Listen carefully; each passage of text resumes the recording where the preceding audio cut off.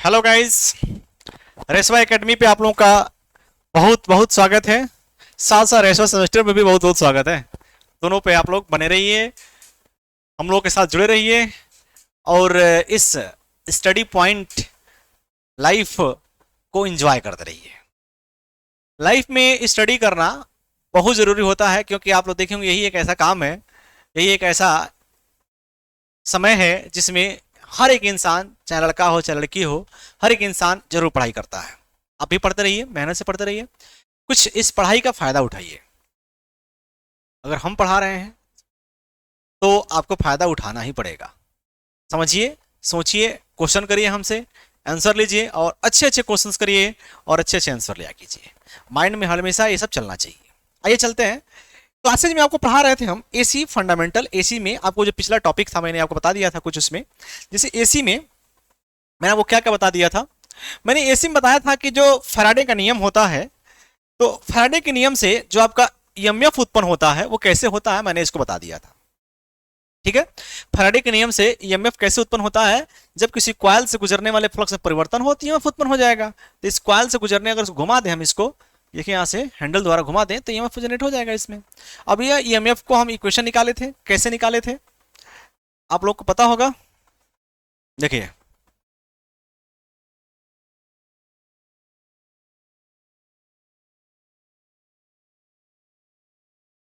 देखिए अब इसको ईएमएफ इक्वेशन कैसे निकाला गया था, याद कीजिए, ध्यान दीजिए। जो ईएमएफ इक्वेशन निकाले थे, यह वाला फॉर्मूला बताए थे आपको हम उस दिन, कि अगर किसी कॉइल को हम सामने से देखें तो ऐसा दिखाई देगा, ए और ए डैश। इसको हम घुमा रहे हैं, इसमें गुजरने वाला फ्लक्स ऊपर से निकल जाएगा, नीचे से निकल जाएगा, जीरो ईएमएफ।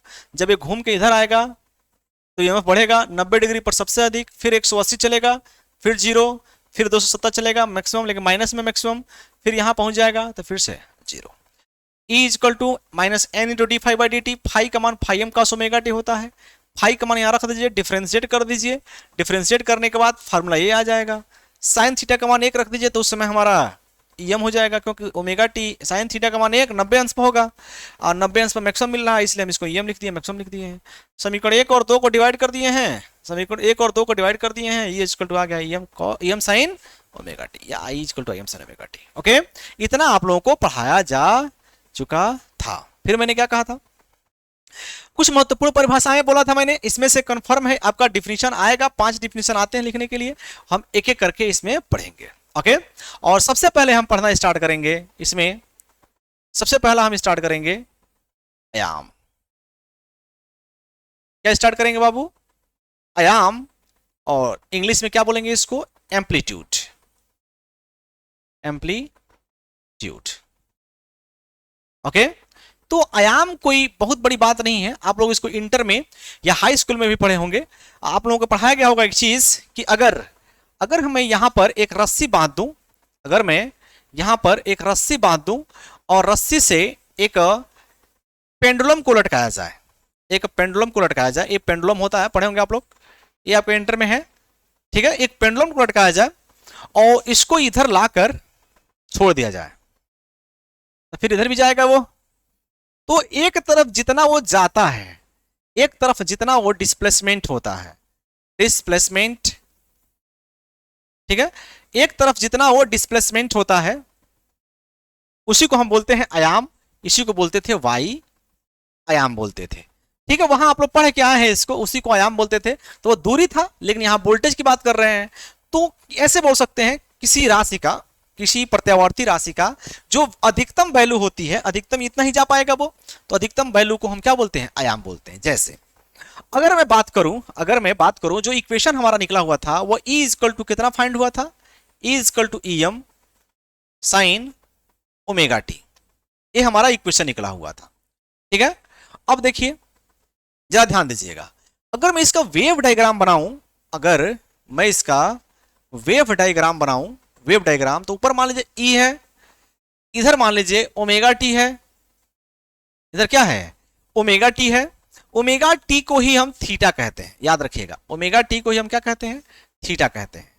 अभी मैं इसके बारे में समझा दे रहा हूं बच्चों को, क्योंकि बहुत लड़के इसमें कंफ्यूजन में रहते हैं कि ओमेगा टी थीटा कैसे होगा। ओके, अभी मैं समझा दे रहा हूं, पहले आयाम थोड़ा पढ़ लेते हैं, फिर मैं उस चीज को आपको समझा दूंगा, क्योंकि जगह हमारे पास थोड़ा कम है। ठीक है, अब देखिए, अभी जो आप इसमें वेव पढ़े थे, एसी का वेव, वो ऐसे आया था, एसी का वेव ऐसे आया हुआ था। तो देखिए यह था 90 डिग्री, और जो अधिकतम वैल्यू मिला हुआ था वो कितना मिला हुआ था, यही हमारा क्या था, ईएम, वो 90 डिग्री पे मिला हुआ था। ये बताइए कि जब ये वेव चल रहा है तो अधिकतम यहीं तक तो जा सकता है कि उसके ऊपर भी जा सकता है, नहीं वहीं तक जा सकता है। इसका मतलब क्या हुआ, इसका जो अधिकतम वैल्यू होगा वो ईएम होगा। ओके, तो हम कैसे लिखेंगे, लिखेंगे यहां पर कि किसी, लिखेंगे किसी प्रत्यावर्ती, किसी प्रत्यावर्ती राशि का, विस्थापन मत लिखिएगा वो उसमें नहीं, किसी प्रत्यावर्ती राशि का अधिकतम वैल्यू, राशि का अधिकतम मान, अधिकतम मान ही क्या कहलाता है बाबू, आयाम कहलाता है, आयाम कहलाता है।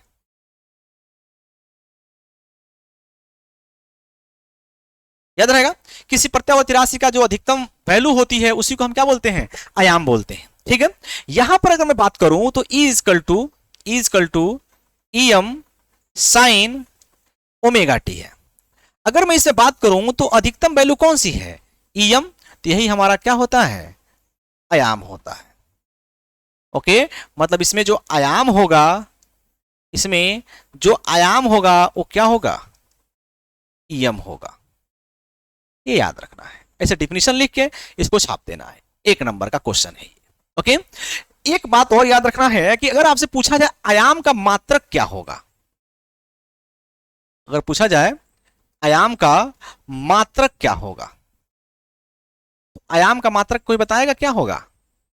ठीक है, आयाम का मात्रक क्या होता है, एम्पलीट्यूड का मात्रक क्या होता है, तो एम्पलीट्यूड का मात्रक जो है वो फिक्स नहीं होता, वो कुछ भी हो सकता है। जैसे अगर मैं मान लूं कि यहां पर मैंने लिख दिया है V equal to VM sine omega T, तो यहां पर जो आयाम का मात्रक हो जाएगा वो बोल्ट हो जाएगा, क्योंकि बोल्ट का इक्वेशन है ये। अगर मैं लिख दूं I equal to IM sine omega T, तो यहां पर मैं करंट का इक्वेशन लिखा हूं, तो इसलिए यहां पर क्या हो जाएगा, एम्पियर हो जाएगा। तो जैसा हम इक्वेशन लिखेंगे वो चेंज करता रहता है।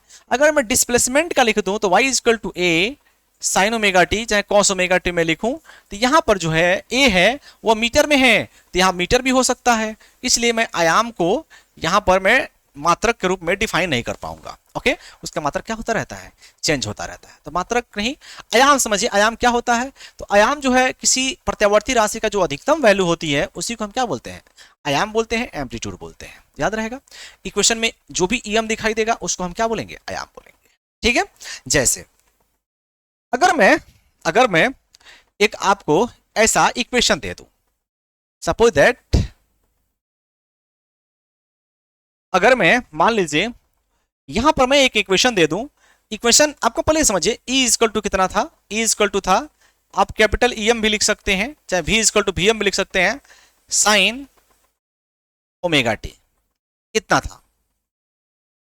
ओके, इसमें आयाम एक क्या है, इसी को हम बोलते हैं क्या है, आयाम है, इसको हम बोलते हैं क्या बाबू, आयाम है, एम्पलीट्यूड है। ठीक है, लेकिन अगर मैं इसी क्वेश्चन में न्यूमेरिकल वैल्यू दे दूं, जैसे न्यूमेरिकल कोई दे दिया, न्यूमेरिकल दे दिया कि स्मॉल आई, चाहे V equal to, suppose that V equal to दे दिया है 100 और साइन ओमेगा टी, ऐसे दे दिया, तो कहे कि इसका आयाम बताइए, तो कुछ करना नहीं है, इसमें हमको करना क्या है, V इक्वल टू हमको बस लिख देना है VM साइन ओमेगा टी से सिर्फ क्या कर लीजिए, तुलना कर लीजिए, कंपेयर कर लीजिए। तो ये VM बराबर क्या आ जाएगा, 100, तो आयाम कितना हो जाएगा, VM ही तो आयाम है, तो कितना वोल्ट हो जाएगा, 100 वोल्ट। या फिर हम ये भी कह सकते हैं कि उसका मैक्सिमम वैल्यू 100 वोल्ट है। तो आयाम ऐसे निकाल लीजिएगा, ज्यादा टफ पद मानिएगा, उसे देखिए और उसे छाप लीजिए, आयाम ही हो जाएगा। ओके बाबू, याद रहेगा। चलो एक क्वेश्चन और चलते हैं। थोड़ा सा मैं कह रहा था ना कि ओमेगा टी ही थीटा होती है, ओमेगा टी को हम क्या बोलते हैं, थीटा बोलते हैं। ऐसा मैं क्यों बोल रहा हूं, आइए चलते हैं, थोड़ा सा इस पे मैं चर्चा करूंगा, क्योंकि बहुत लड़कों के माइंड में ये कंफ्यूजन रहता है। जैसे मान लो, सपोज दैट, मान लो कोई हमारे पास कंडक्टर है ऐसे,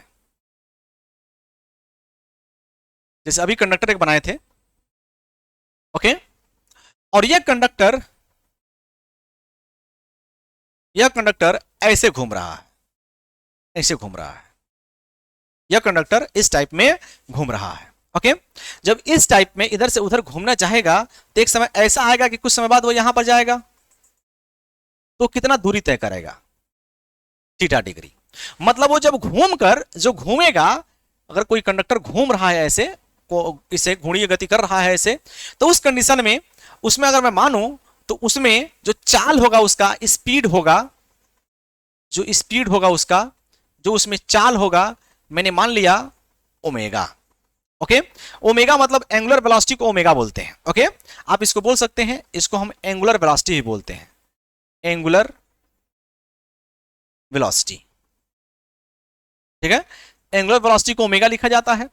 अगर मैं बात करूं लीनियर वेलोसिटी, जैसे कोई चीज ऐसे मोशन कर रहा है, इस दिशा में ऐसे मोशन कर रहा है, तो वहां पर क्या होता है बाबू, लीनियर वेलोसिटी, ठीक है, ठीक है। लीनियर वेलोसिटी होती है। लीनियर वेलोसिटी को क्या लिखते हैं, लीनियर वेलोसिटी को हम लिखते हैं किससे, v से। अगर कोई चीज ऐसे चल रहा है तो उसको ओमेगा से लिखते हैं, एंगुलर वेलोसिटी बोलते हैं, और कोई चीज ऐसे मतलब सीधे चल रहा है तो उसको लीनियर वेलोसिटी बोलते हैं। इसमें कितना डिस्प्लेसमेंट हुआ, इसमें डिस्प्लेसमेंट कितना हुआ,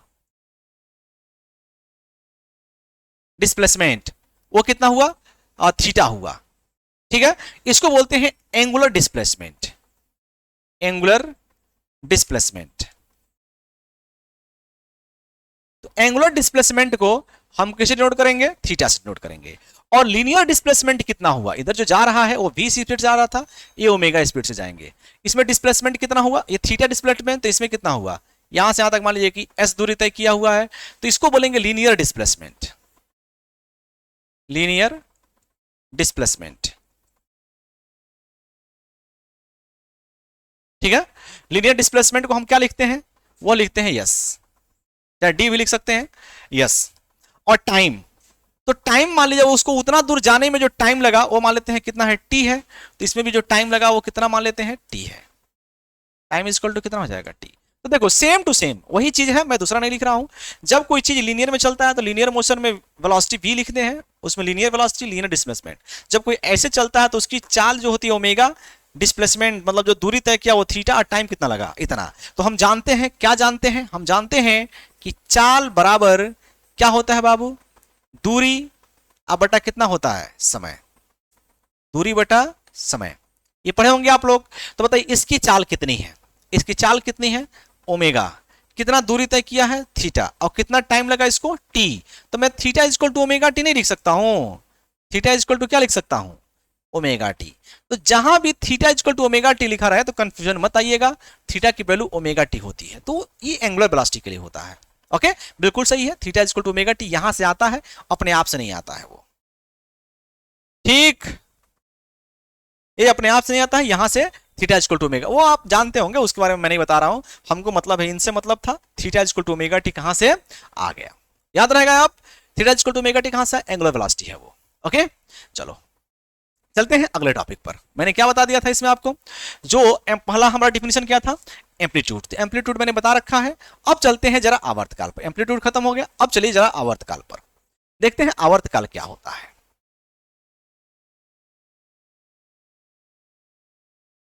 ओके। चलो चलते हैं टाइम पीरियड पर, या फिर हमारा हेडिंग क्या होगा आज का, आवर्तकाल, time period, okay, time period. बहुत आसान है, ज्यादा टफ नहीं है। देखो अगर मैं बात करूं जो आप वेव दिखाए थे, आप जो वेव दिखाए थे v equal to V M sine omega T, मैं इतना भी लिख सकता हूं, चाहे ई भी लिख सकता हूं, एज ऑलवेज इतना आप लिखे थे। इसका जो डायग्राम बनेगा, वेव डायग्राम, वो कैसा बनेगा, देखिएगा जरा ध्यान से। वेव डायग्राम इधर की तरफ हम दिखाएंगे थीटा, या फिर इसी को मैं लिख सकता हूं ओमेगा टी, बताए थे अभी आपको।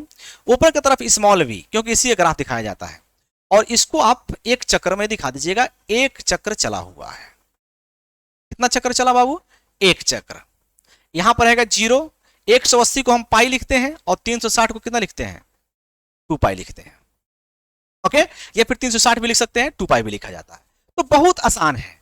एक चक्र चलने में, किसी प्रत्यावर्ती राशि को एक चक्र पूरा करने में जितना समय लगता है ना, उसी को आवर्तकाल कहा जाता है। यहां पर डिफिनीशन क्या लिखेंगे, इसका डिफिनीशन लिखेंगे, ठीक है। एक चक्र पूरा करने में, एक चक्र पूरा करने में लगा समय, एक चक्र पूरा करने में लगा समय ही आवर्तकाल कहलाता है। मक्खी भाई भाग जाओ। एक चक्र में लगा, एक चक्र पूरा करने में लगा समय ही क्या कहलाता है, आवर्तकाल। अरे टाइम पीरियड, टाइम ही तो है, आवर्तकाल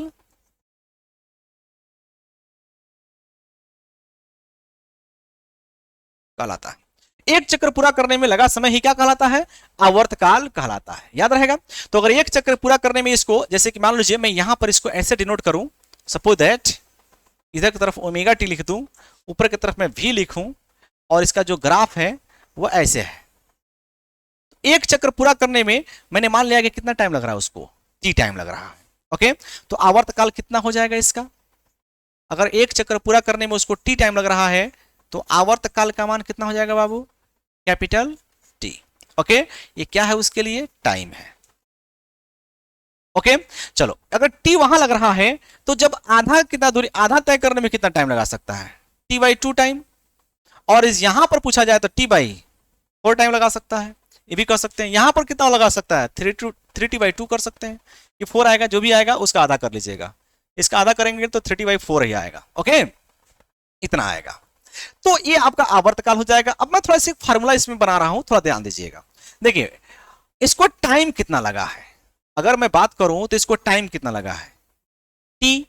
इसका स्पीड क्या था, इसका स्पीड क्या था, ओमेगा। और इसने कितना डिस्टेंस तय किया है, या कितना उसने दूरी तय किया है। तो दूरी कितना तय किया, एक चक्र में वो कितना दूरी तय करेगा, 2 पाई। तो दूरी इसने कितना कर तय किया, 2 पाई। एंगल है 2 पाई। तो सिंपल सा आप जानते तो हैं, चाल बराबर दूरी बटा समय, चाल बराबर दूरी अब बटा कितना होता है, समय। तो चाल को मैंने क्या मान रखा है, चाल को मैंने ओमेगा मान रखा है। तो ओमेगा इक्वल टू क्या हो जाएगा, दूरी। दूरी कितना तय किया उसने, 2 पाई तय किया हुआ है। तो दूरी इसने कितना तय किया, 2 पाई। और टाइम कितना लगाया, कैपिटल टी। तो कैपिटल टी का जो मान है मैं 2 पाई बाई ओमेगा भी लिख सकता हूं। ओके, तो इसमें कंफ्यूजन में नहीं रखना है, 2 पाई बाई ओमेगा भी मात्रक होता है। ठीक है, T equal to 2 pi by omega.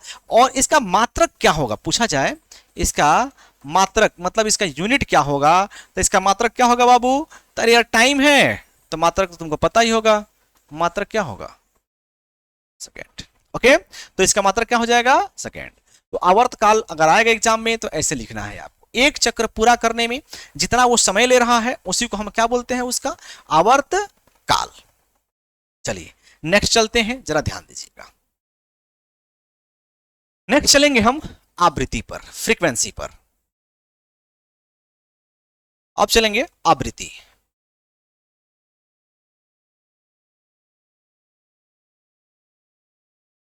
Hindi में क्या बोलेंगे इसको,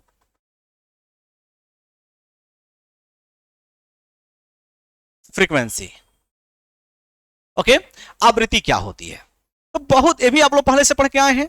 जैसे कि मान लीजिए कि हमारा जो वेव था, जो वेव हम यहां बना रहे थे, इस साइड में हम लिख रहे हैं ओमेगा टी, ऊपर की तरफ हम लिख रहे हैं वी। और जो हमारा वोल्टेज का इक्वेशन है वो कितना है, v इक्वल टू है Vm साइन ओमेगा टी। ये हम इक्वेशन लिख रहे हैं, v equal to Vm sine omega T. Okay बाबू, अब देखो अगर मैं बात करूं, जो हमारा वेव बन रहा था उस वेव को मैं ऐसे दिखा सकता हूं, जरूरी थोड़ा दो ही होगा, ऐसे दिखा सकता हूं। ठीक, ये एसी का हमारा क्या है, वेव है। तो क्या होता है आवृत्ति, एक सेकंड में वो जितना चक्र, देखिए यहां पर एक चक्र पूरा होगा उसका, ये 2 चक्र, ये 3 चक्र, ये 4 चक्र, ऐसे पूरा हो रहा है। तो याद रखिएगा, क्या याद रखना है कि प्रति सेकंड में, प्रति सेकंड में, एक सेकंड में वो जितना चक्कर लगा लेगा उस चक्रों की संख्या ही आवृत्ति कहलाती है। तो क्या लिखेंगे इसका डिफिनीशन, डिफिनीशन इसका क्या लिखा जाएगा बाबू, प्रति सेकंड में, वही जो आप पहले से पढ़ के आए हैं वही डिफिनीशन है, कोई चेंज नहीं हुआ है। प्रति सेकंड में, प्रति सेकंड में चक्रों की, प्रति सेकंड में, प्रति सेकंड में चक्रों की संख्या, प्रति सेकंड में चक्रों की संख्या ही आवृत्ति कहलाती है। आवृत्ति कहलाती, ठीक है। आवृत्ति को हम किससे डिनोट करते हैं, देखिए आवृत्ति को हम लिखते हैं फ्रीक्वेंसी, फ्रीक्वेंसी, और फ्रीक्वेंसी को हम डिनोट करेंगे किससे, एफ से। ओके, इसका मात्रक क्या होता है बाबू, इसका मात्रक बताइए, तब मात्रक इसका होता है हर्ट्ज। क्या मात्रक होता है, हर्ट्ज होता है।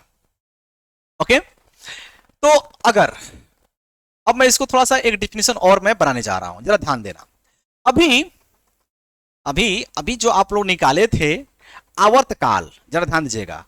तो टी टाइम में, ध्यान दीजिएगा यहां मेरी बात, यहां ध्यान दीजिएगा, टी टाइम में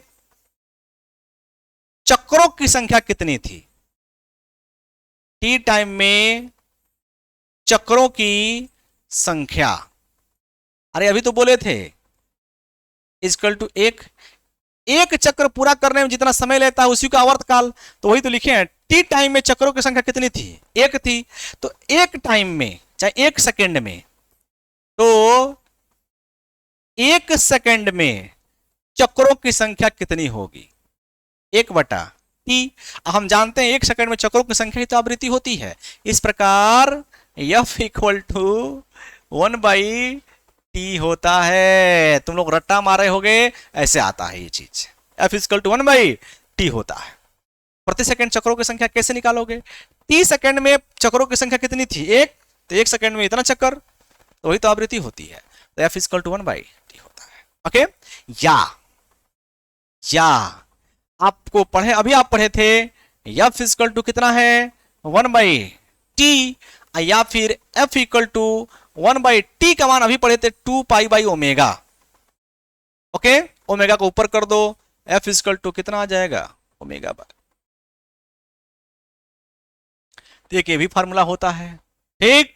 तो एक ये फार्मूला होता है फ्रीक्वेंसी का, एक ये भी फार्मूला होता है, या एक और फार्मूला होता है F इक्वल टू Pn/120। ये अभी आप नहीं पढ़े हुए हैं, ये मशीन में पढ़ाया जाएगा। F इक्वल टू Pn/120, जहां, अभी इसको बस लिख लीजिएगा, जहां P क्या होता है, नंबर ऑफ पोल, पोल की संख्या, मशीन में कितने ध्रुव हैं, और N क्या है, N क्या है, speed, speed of rotor, rotor कितना स्पीड से घूमता है, तो फ्रीक्वेंसी इतनी आती है। इसी फार्मूले के आधार पर किसी जनरेटर से फ्रीक्वेंसी का डिजाइन करते हैं। तो उतना आपको नहीं पढ़ना है, बस फार्मूला लिख दीजिएगा, इतना आपके लिए काफी है। तो आवृत्ति आएगा, तो प्रति सेकंड चक्रों की संख्या आवृत्ति कहलाती है, मात्रक हर्ट्ज होता है, F इक्वल टू 1/t, और ये फार्मूला लिख दीजिएगा। ठीक, आपको सच बता तो बहुत जल्दी रहे हैं, लेकिन इतना ज्यादा बता रहे हैं। देखो, ये तो याद रखना है आपको। ओके, चलते हैं नेक्स्ट टॉपिक पर। छोटे छोटे टॉपिक्स आ रहे हैं तो उस पर हम चर्चा करते रहेंगे। नेक्स्ट टॉपिक देखिए क्या है। नेक्स्ट टॉपिक हम चलेंगे औसत मान, नहीं, तात्क्षणिक मान, इंस्टेंटेनियस वैल्यू। देखिएगा ध्यान से, हमारा अगला वैल्यू होगा इंस्टेंटेनियस, इंस्टेंटेनियस वैल्यू। ये भी डिफिनीशन पूछता है, और होता क्या है पहले उसके बारे में जानते हैं। हिंदी में क्या बोलेंगे इसको, इंस्टेंटेनियस वैल्यू को हिंदी में क्या बोलेंगे, तात्क्षणिक मान। ओके, अब देखते हैं क्या होता है ताक्षणिक मान। ओके,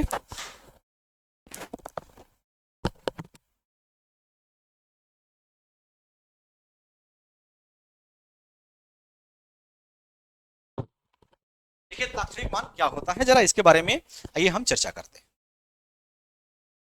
देखिए ध्यान से, जैसे कि अभी हम जो इक्वेशन लिखे हुए थे, v इजकल टू, वो कितना लिखे थे, v equal to V M sine omega T.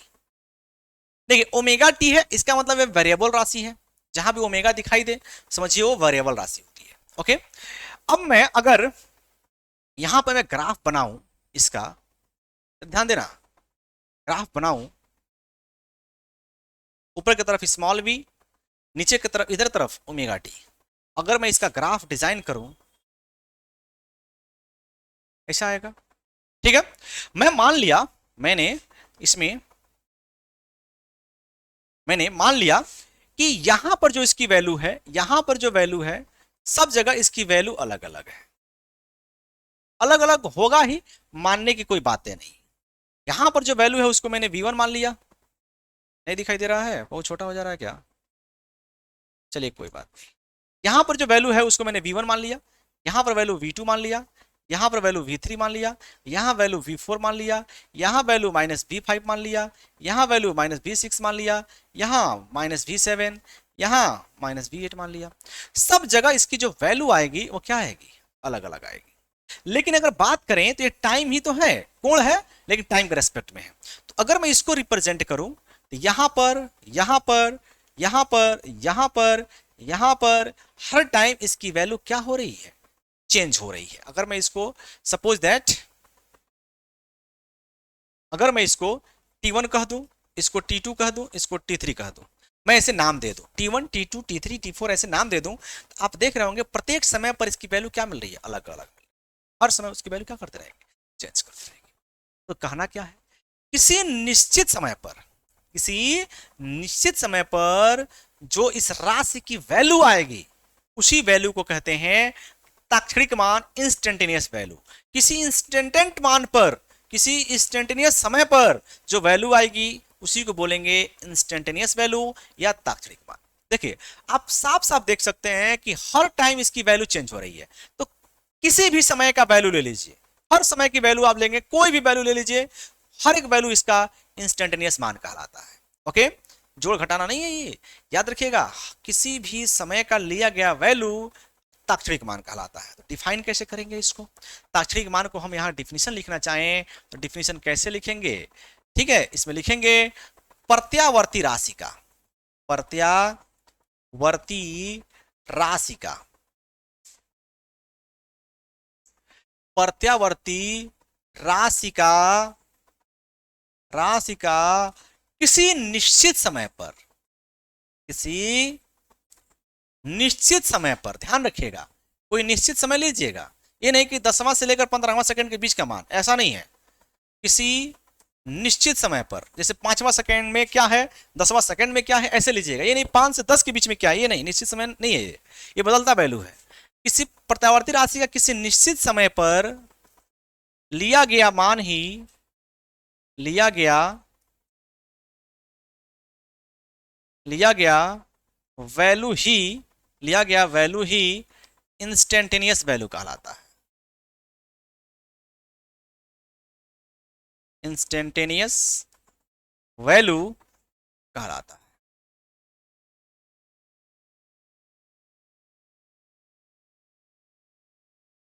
याद रहेगा, किसी निश्चित समय पर लिया गया जो मान होगा उसी को हम कौन से वैल्यू बोलेंगे, इंस्टेंटेनियस वैल्यू बोलेंगे। जैसे जैसे अगर मैं बात करूं तो इसमें इंस्टेंटेनियस वैल्यू कौन कौन है, V1, V2, V3 सब है। मतलब V1, V2, V3 dot dot Vn सब है। एक किस टाइम पे है, T1 टाइम पे, एक किस टाइम पे है, T2 टाइम पे, एक किस टाइम पे है, T3 टाइम पे, एक कौन सा टाइम पे है, Tn। किसी एक ही समय में लीजिएगा, दो समय के बीच का मत लीजिएगा। किसी भी निश्चित समय पर लिया गया जो वैल्यू होगा वह वैल्यू हमारा इंस्टेंटेनियस वैल्यू कहलाएगा। याद रहेगा, इंस्टेंटेनियस वैल्यू किसको बोलेंगे हम, इतना आपको आना चाहिए, इंस्टेंटेनियस वैल्यू क्या होता है। ओके, अगला चलते हैं। अगला चलते हैं। नेक्स्ट हमारा है औसत मान। चलिए हम अगला अगला पेज पे चलते हैं। ठीक है, अगला टॉपिक क्या है? अगला हम चलेंगे कि औसत मान क्या होता है।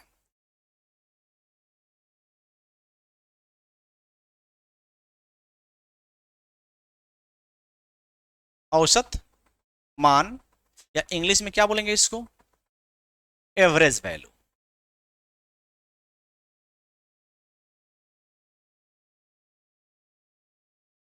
एवरेज वैल्यू,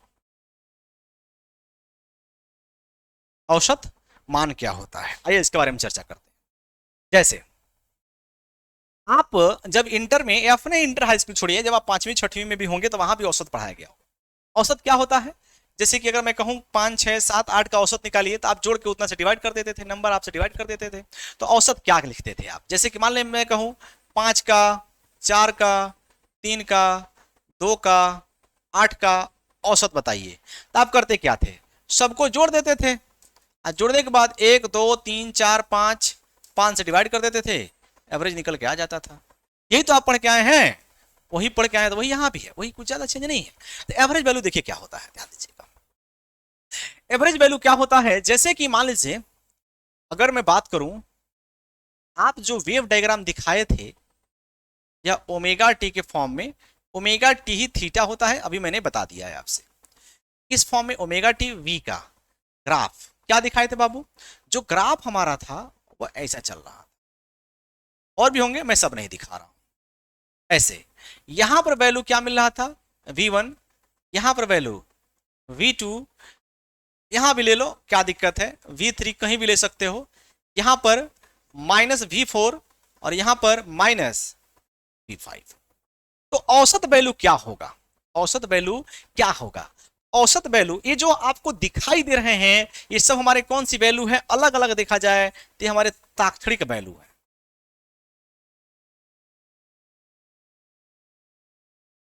ताक्षणिक वैल्यू है, ओके। ये हमारे इंस्टेंटेनियस वैल्यू है।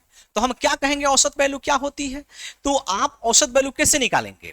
तो औसत वैल्यू इक्वल टू हमारा क्या होगा? तो v का एवरेज, v का एवरेज इक्वल टू क्या होगा बाबू? देखो यहां पर v का एवरेज इक्वल टू हमारा हो जाएगा v1 plus v2 plus v3। v1 v2 v3 ये माइनस में है तो कोई दिक्कत नहीं, प्लस करके minus v4 plus minus v5, और डिवाइड बाई कितना कर देना? 1 2 3 4 5, 5। तो ये हमारा क्या आ जाएगा? औसत वैल्यू फाइंड हो जाएगा, ये हमारा एवरेज वैल्यू हो जाएगा। तो डिफाइन कैसे करोगे पहले ये बताओ। अगर इसको डिफाइन करना हो तो डिफाइन कैसे करोगे? तो डिफाइन इसको हम कैसे करेंगे भाई? लिखेंगे यहां पर ताक्षणिक मानों का, ताक्षणिक मानों का, मानों का, ठीक है, ताक्षणिक मानों का माध्य है, इनका माध्य लिया गया है ना, माध्य है प्रत्यावर्ती राशि का, प्रत्यावर्ती राशि का क्या कहलाता है? औसत मान कहलाता है। औसत मान कहलाता है, ठीक है। ताक्षणिक मानों का माध्य ही प्रत्यावर्ती राशि का क्या कहलाता है? औसत मान कहलाता है। इतना आप लोग याद रखेंगे। इसको मैं मिटा रहा हूं, ये बता चुके हैं, ठीक है।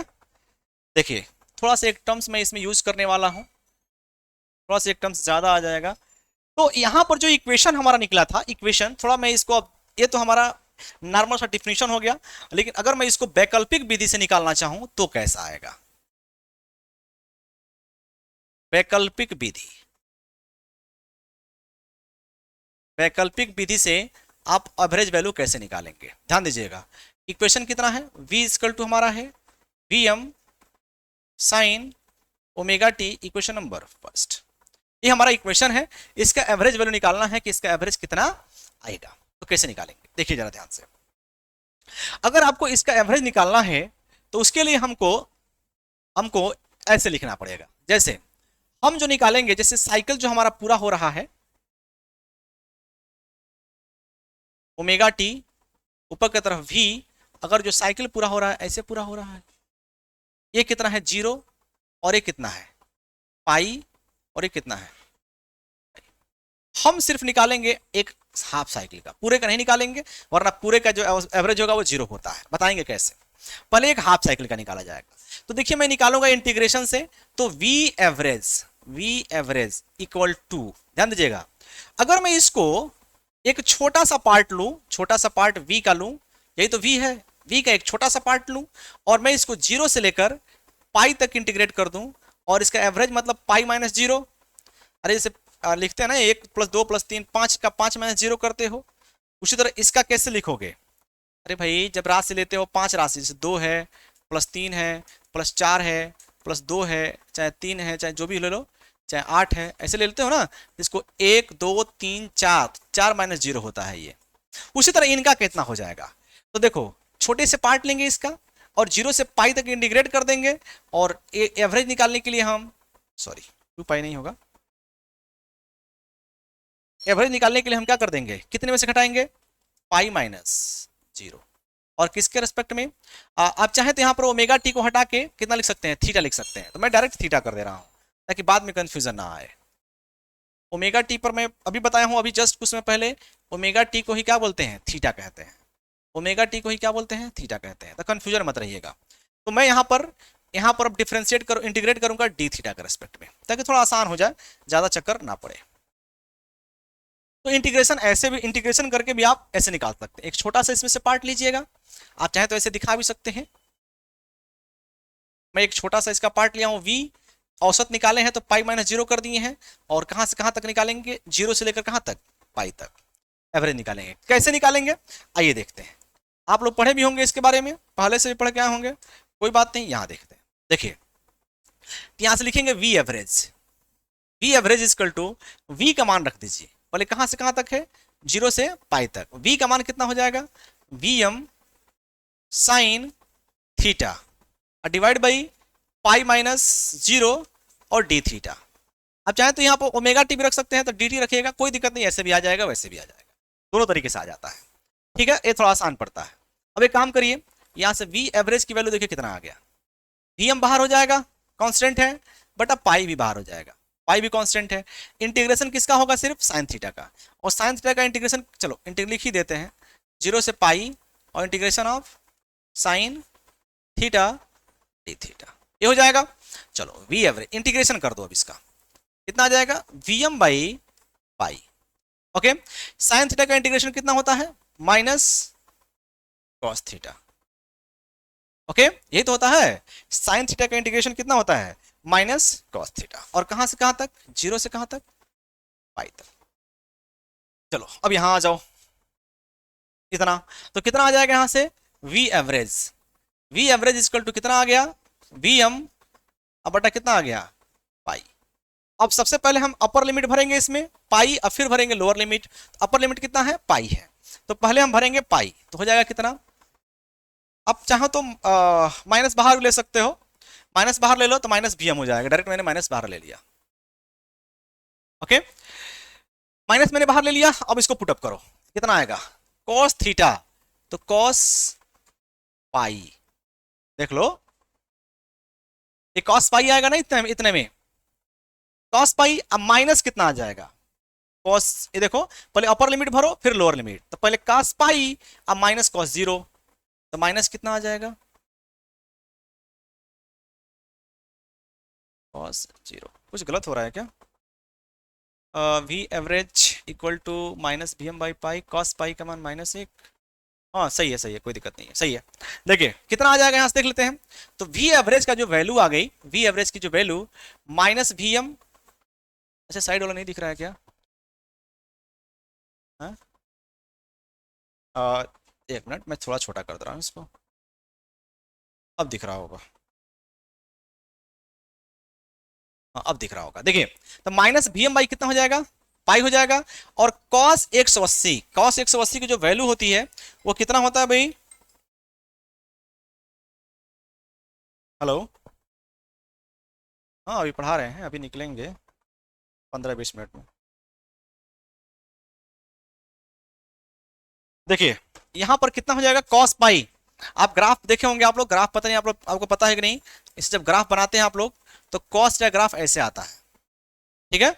ए होता है कितना, यहाँ पर आपका पाई होता है, तो पाई लेंगे तो पाई कितना होता है, माइनस में आता है ये। ओके, तो यहाँ पर देखिए ये कॉस पाई का मतलब होता है -1 आता है, -1 वैल्यू होती है। आइए माइनस जीरो का मान भी कितना होता है, 1 होता है।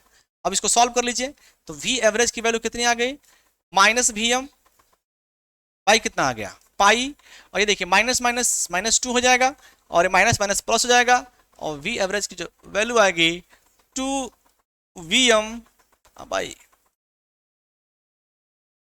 पाई। थोड़ा सा इंटीग्रेशन है, मैथ है, तो आपको इसमें मैथ आना चाहिए। तो ये आपका हो जाएगा वी एवरेज की वैल्यू, वी एवरेज की वैल्यू आएगा 2Vm बाई कितना आ जाएगा, पाई आ जाएगा। ओके, याद रहेगा इतना, याद रहेगा ना, बिल्कुल याद होना चाहिए। वी एवरेज की वैल्यू कितनी आती है, 2Vm बाई पाई। अब चलिए मैंने एक चीज कहा था, जरा उसको भी देख लेते हैं। मैंने एक चीज कहा इसमें, थोड़ा सा एक चीज देख लो फिर बताते हैं। जैसे मैंने कहा था ना कि अगर आप एक पूरा साइकिल का, अगर आप एक पूरे साइकिल का एवरेज निकालेंगे तो जीरो आ जाएगा। क्यों आ जाएगा, क्योंकि आप जानते हैं जीरो से लेकर अगर पाई तक की बात किया जाए तो ये पॉजिटिव है और ये नेगेटिव है। जितना पॉजिटिव होता है उतना नेगेटिव होता है, तो इसका एवरेज कितना आएगा, अगर इसका भी एवरेज निकाला जाए तो कितना आ जाएगा, जीरो आ जाएगा। तो ठीक है, तो एक पूरे साइकिल के लिए जो एसी का एवरेज होता है वो कितना होता है, जीरो होता है। यही रीजन है कि आप घर में एसी में भी एवरेज एवरेज वैल्यू यूज नहीं करते हो, आरएमएस वैल्यू यूज करते हो। बताएंगे बाद में, अभी नहीं, थोड़ा बाद में। लेकिन ये बस समझिए कि एक पूर्ण, यहाँ पर एक पूरे चक्कर के लिए जो एसी का एवरेज आएगा वो कितना आएगा, जीरो आता है। तो एवरेज वैल्यू निकाल लेंगे, कितना आएगा, 2Vm बाई पाई आएगा। ओके, हम एक ऐसे चक्कर के लिए निकाल रहे हैं। तो ये आप पढ़े होंगे 2Vm पाई, आप कहेंगे सर जी कुछ और पढ़ा दिए हैं क्या, आप ये वाला के लिए पढ़े होंगे, ऐसा पढ़े होंगे। लेकिन मुझे पता है आप जब इलेक्ट्रॉनिक्स में पढ़े होंगे तो ऐसे इस वाले के लिए पढ़े होंगे, ठीक है। तो वही वाला देखिए ऐसे पढ़े होंगे, तो वो थोड़ा सा बाबू उसको समझाना अलग से चीज़ है, वो आप नहीं समझ पाएंगे। अभी एक दोनों को मिक्स कर देंगे तो आप नहीं समझ पाएंगे। उसको समझाने के लिए पढ़ाना पड़ेगा मुझे, वैसे आप नहीं समझ पाएंगे कि क्यों सर जी दोनों एक क्वेश्चन लिख दिए हैं, उसके लिए थोड़ा समय देना पड़ेगा। ओके ठीक है, आज के लिए इतना रहने देते हैं। अगला क्लास जो चलेगा आपका आरएमएस वैल्यू, कुछ और डिफिनेशंस हैं, और डिफिनेशन को पढ़ाएंगे। फिर आपको हम पढ़ाएंगे वेक्टर डायग्राम बनाना, इक्वेशन से वेक्टर, वेक्टर से इक्वेशन कैसे बनाते हैं, ये सब टॉपिक चलेंगे। ओके, आज के लिए इतना रहने देते हैं, टाटा बाय बाय।